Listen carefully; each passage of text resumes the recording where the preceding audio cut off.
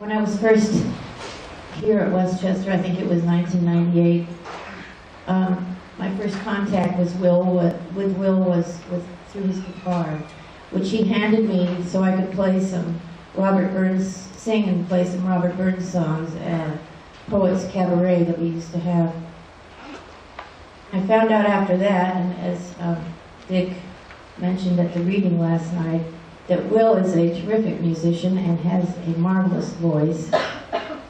Will sent me a CD of 6 or 7 songs he wrote, country and western songs, and I brought it, and we're going to play the first track, which is called Independently Poor.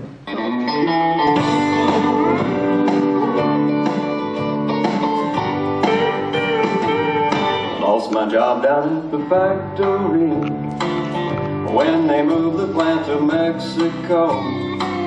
They said they found another job for me, flipping burgers, but I told them no. Packed the truck and moved out to the woods. I don't have to punch a clock no more. I'm living day to day, but life is good. I'm independently poor. Piece of land I own, it isn't large. Built myself a little 3-room shack. There's a rusty car in my front yard. Got a little garden patch out back. Ain't too fancy, but it suits me fine.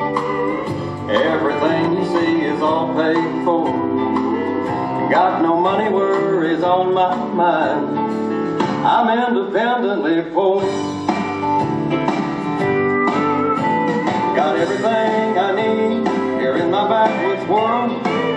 I even got myself a little backwoods girl. The happiness I found, can't buy it at the store. Quite contentedly, independently poor.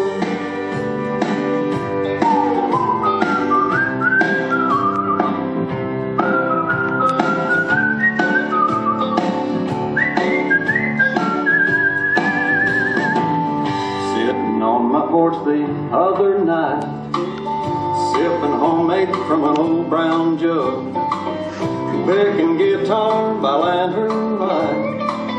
Just her and me and the stars above. Started thinking how I got it made.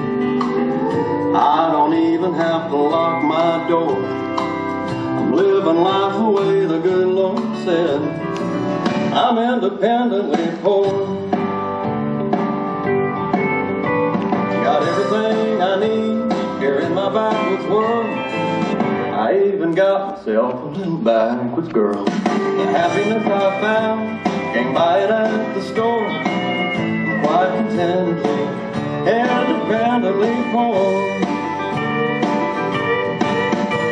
Got everything I need out here in the sticks. When I lost my job, that's when I struck it rich. Don't have a dime to spare, couldn't ask for more. I'm quite contentedly, independently poor.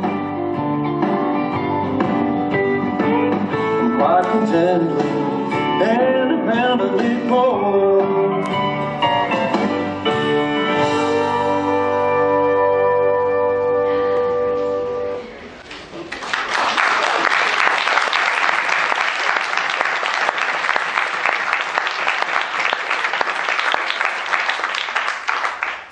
Thank you, Leslie, and thank you, Will. We have a few minutes of Chronos time left. The next panel does start at 10:30, but I was wondering if anybody else would like to say anything before we close. Yes? Yeah, I want to speak to the songs because Sam Gwynn introduced me to Will about 4 years ago, probably because he knew that we both use traditional forms in our poetry, but also that there was a musical connection. And Will sent me that same disc of demos because he knew that I was a long-term. I had a lot of songs, commercial songs available, and I was experienced in a different genre. And we got involved in this discussion about the different skill sets that were required. But he was really careful to make no claims for his songwriting.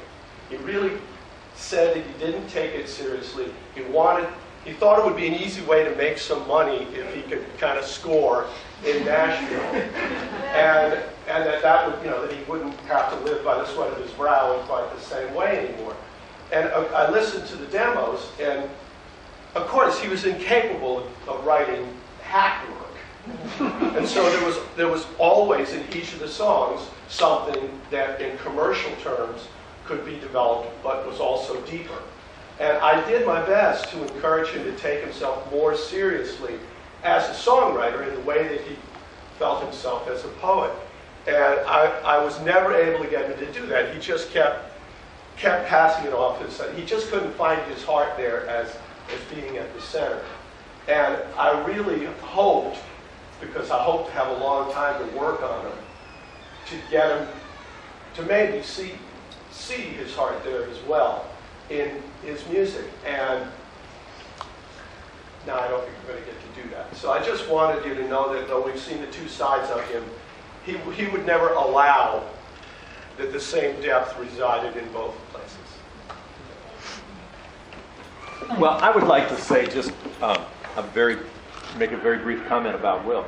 I met Will, I'm going to have to sit down, I think, but Will was so devoted to this conference that he came here one year and he couldn't afford a room. And he brought his tent. And he said to me, "Can I pitch my tent in your backyard?" And I said, "No, but you can sleep in my house." So he slept downstairs in this little day bed that we had in the basement. And as many of you may be aware, I'm a man of high energy, and I get up early. And I got up, the next morning, we were beginning the conference, and it was I came downstairs, it was probably 6:30, and there sat Will, perfectly dressed, clean, his hands folded, and very respectful. And I suspect he probably didn't sleep that night, but he didn't want to disturb anything in the house. I could go on and on and on and tell you stories about Will, but I miss him.